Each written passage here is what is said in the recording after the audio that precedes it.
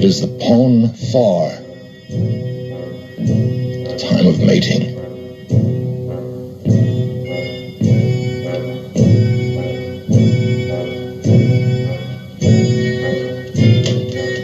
There are precedents in nature, Captain.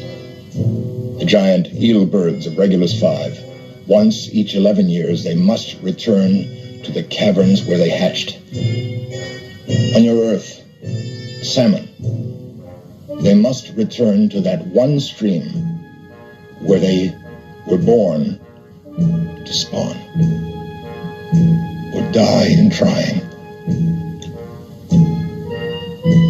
But you're not a fish, Mr. Spock, you're... No. Nor am I a man. I'm a Vulcan. I'd hoped I would be spared this. But the ancient drives are too strong. Eventually they catch up with us.